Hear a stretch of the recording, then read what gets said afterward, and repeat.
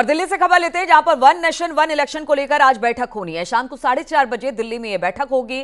पूर्व राष्ट्रपति रामनाथ कोविंद की अध्यक्षता में इस बैठक को रखा गया है। आज शाम जोधपुर हाउस में इस बैठक को रखा गया है। तो कोशिश यही की जा रही है कि जल्द से जल्द इसका पूरा प्रारूप तैयार किया जाए। और वन नेशन वन इलेक्शन को लेकर आज शाम को एक बैठक 4:30 बजे होनी है। दिल्ली में इस बैठक का आयोजन किया गया है। इसकी अध्यक्षता पूर्व राष्ट्रपति रामनाथ कोविंद करने वाले हैं बैठक की।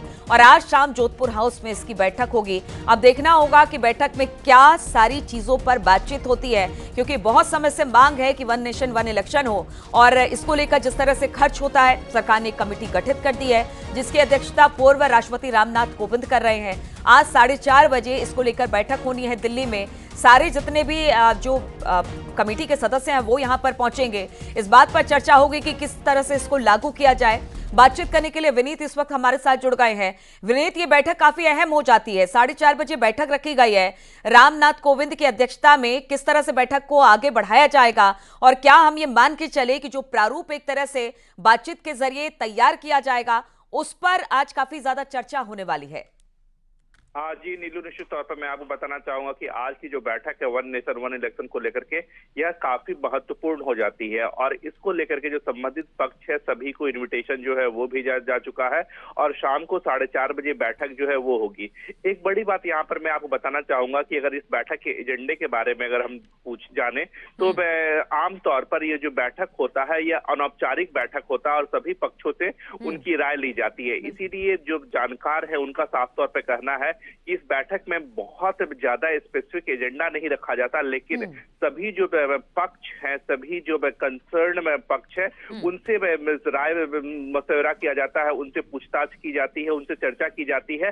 और उसके बाद उस बैठक का मिनट तैयार किया जाता है, ताकि किसी कंक्लूजन पर जब यह बैठक इस तरह के जो तमाम बैठकों का सिलसिला जो है वो खत्म होगा, उस समय एक जब ड्राफ्ट तैयार होगा तो उस समय उसको बनाने में मदद दी जाएगी। तो साफ तौर पर यह बैठक बिल्कुल। और विनीत देखिए, इस तरह की जो बैठक होती है, अगर इतने बड़े एजेंडे पर काम हो रहा है, वन नेशन वन इलेक्शन की बात की जाए या बाकी भी बहुत सारी, तो एक प्रारूप तैयार किया जाता है। जो बुद्धिजीवी लोग होते हैं वहां पर बैठते हैं, बताते हैं कि किस तरह से इसको लागू करना है, इंप्लीमेंट करना है, किस तरह की चुनौतियां आएंगी। एक बैठक में तो ये खत्म नहीं होने वाला है, बहुत सारी बैठकें होती हैं और उसके बाद भी जो जिस्ट निकलता है उसी के बाद ये प्रारूप तैयार किया जाता है। तो यही सारे प्रोसेस के साथ इस पर आगे बढ़ा जाएगा आज। जी निश्चित तौर पर जैसा कि हमने देखा कि अगर हम पिछली बैठकों के बारे में भी चर्चा करें तो विधि आयोग से भी चर्चा की गई थी। उनके साथ इस को लेकर के वन नेशन और वन इलेक्शन की वायबिलिटी को लेकर के चर्चा की गई थी। इसके साथ ही साथ मैं आपको बताना चाहूंगा कि तमाम जो पार्टियां हैं उनके साथ भी चर्चा जो है वो लगातार में की जा रही है। और उनसे भी जो कमेटी के मेंबर हैं वो सलाह ले रहे हैं कि आखिरकार यह कितना फिजिबल है, कितना वायबल है और इसको लेकर के कैसे आगे बढ़ा जाए, इसकी चर्चा जो है वो की जा रही है। हाँ, एक और महत्वपूर्ण बात यहाँ पर मैं आपको बताना चाहूंगा कि जैसा कि हमने इसके अन्य में सदस्य में से बात की, चाहे वो गृह मंत्री हो या फिर कानून मंत्री अर्जुन राम मेघवाल में हो, बिल्कुल। तो सबसे विनीत राय मशवरा करके ही एक निश्चित बिंदु पर पहुंचा जाएगा कि किस तरह से वन नेशन वन इलेक्शन को यहां पर प्रारूप तैयार किया जाए और जल्द इसे लागू करने की प्रक्रिया शुरू की जाए। बहुत बहुत शुक्रिया आपका जानकारी देने के लिए। और मर्यादा पुरुषोत्तम भगवान श्री राम की पावन नगरी अयोध्या में रविवार को एक अलग उल्लास और उत्साह दिखाई दिया। रविवार को भगवान राम के विवाह उत्सव की धूम थी। शाम ढलते ढलते अलग अलग मंदिरों में भगवान राम की बारात रवाना हुई। अपने आराध्य के विवाह उत्सव में झूमते गाते श्रद्धालु दिखाई दे रहे थे। भगवान राम के पावन विवाह उत्सव में ये सभी शामिल होने पहुंचे। अयोध्या में ये परंपरा सैकड़ों सालों से चली आ रही है। इस मौके पर पालकी पर सवार होकर निकले कनक बिहारी सरकार। अयोध्या के प्रसिद्ध रंग महल, कनक भवन, राम वल्लभा कुंज, जानकी महल, विभूति भवन, दशरथ महल सहित अन्य मंदिरों से राम की बारात निकाली गई। पंचमी के शुभ अवसर पर त्रेता युग में प्रभु श्री राम और माता जानकी का विवाह हुआ था। हिंदू धर्म में ये पर्व लोगों की आस्था का विषय है, साथ ही मंगल उत्सव भी है। आज जनकपुर से लेकर रामनगरी अयोध्या तक ये पर्व अत्यंत हर्ष और आस्था के साथ मनाया गया। जिस तरह भगवान राम की जन्मस्थली अयोध्या है, उसी प्रकार मां सीता की जन्मस्थली मिथिला नगरी जनकपुर है। के दर्शन के लिए आए हैं, लल्ला के शादी में शामिल होने को आए हैं। तो 22 तारीख को अपने भगवान अपने मंदिर में विराजमान होएंगे। और ये भगवान के विराजमान होने के पहले उनके शादी के दिन हम लोग इधर अयोध्या में आए तो हमको इतना खुशी हो रहा है कि हम अपने दिल से ये कह रहे हैं, जय श्री राम, जय श्री राम। सब भक्ति खूब अच्छा तैयारी चल रहा है। हाँ, देखने से खूब सुंदर लग रहा है। सबको बोलेगा आज सबको मनोकामना पूर्ण हो ये मिलने के लिए। नमस्कार। नया मंदिर तो खूब खुशी है, खूब अच्छा है। से नया मंदिर देखने के दूसरा बार दोबारा त्रिपुरा के आना। विवाह की धूम देखने को मिली और तस्वीरें भी हम आपको दिखा रहे हैं। अलग अलग मंदिरों से बारात निकाली गई और इसमें साधु संत के अलावा भक्तजन भी अलग अलग देशों के अलग अलग जगहों से पहुंचे हुए थे।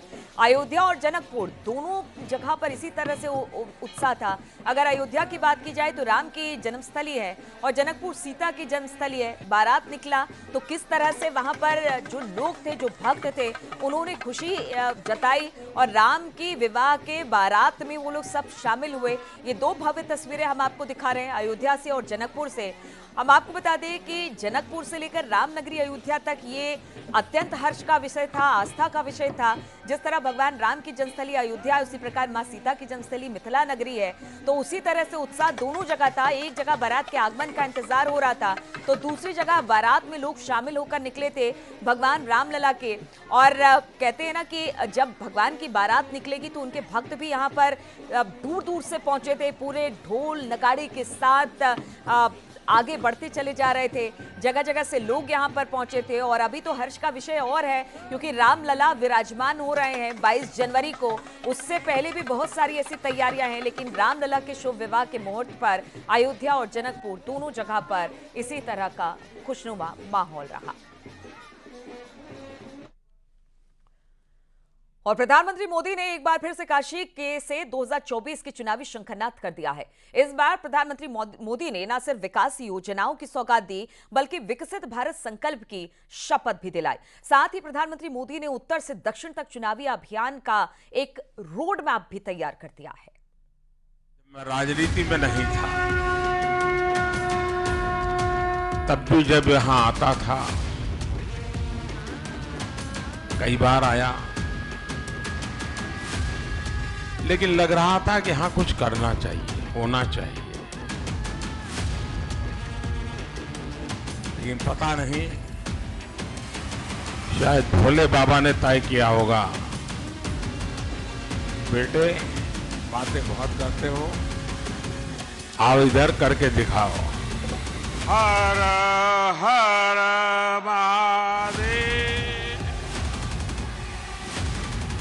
वणक्कम काशी। लगातार दो बार जिस सीट से चुनाव जीतकर नरेंद्र मोदी प्रधानमंत्री की कुर्सी पर बैठे, एक बार फिर उसी काशी से 2024 का चुनावी शंखनाद कर दिया है। गंगा पुत्र ने एक बार फिर वाराणसी से चुनावी अभियान का आगाज कर दिया है और बता दिया है, ये काशी है जहां के बच्चे बच्चे के दिलों में सिर्फ मोदी बसते हैं। काशी के कायाकल्प की ये तस्वीर 24 की नई तकदीर लिखने वाली है, क्योंकि प्रधानमंत्री मोदी और मुख्यमंत्री योगी ने विकसित भारत संकल्प की शपथ दिलाई है। प्रधानमंत्री मोदी एक भारत श्रेष्ठ भारत का मंत्र दे रहे हैं और तमिल संगमम के जरिए उत्तर दक्षिण तक संदेश दे रहे हैं और बता रहे हैं कैसे बिना भेदभाव के योजनाओं का लाभ मिल रहा है। देवी और सज्जनों, तो हमने तय किया कि भाई फिर से हम एक बार देश भर में जाएं, जो सरकार की योजनाएं हैं, जिनको मिला है, उनसे सुने कि भाई क्या क्या मिला, कैसे मिला, प्राप्त करने में कोई कठिनाई तो नहीं हुई, कोई रिश्वत तो नहीं देनी पड़ी, जितना तय था उतना मिला कि कम मिला। एक बार जाएंगे तो इसका हिसाब किताब भी हो जाएगा। पीएम मोदी का मिशन पूर्वांचल न सिर्फ विकास के लिहाज से अहम है, बल्कि इस दौरे का चुनावी मिशन भी है, क्योंकि मोदी के दौरे के साथ ही प्रदेश की योगी सरकार और बीजेपी पूरी तरह से चुनावी मोड में आ गई है। हिंदुस्तान के हर व्यक्ति को लगना चाहिए कि रेलवे मेरी है, ये अस्पताल मेरी है, ये अफसर, ये ऑफिस सब मेरा है, ये देश मेरा है। ये भाव जब जगता है तो देश के लिए कुछ करने की इच्छा भी जग जाती है। और रुकते हैं यहाँ पर छोटे से ब्रेक के लिए, जल्द हाजिर होंगे कुछ और खबरों के साथ।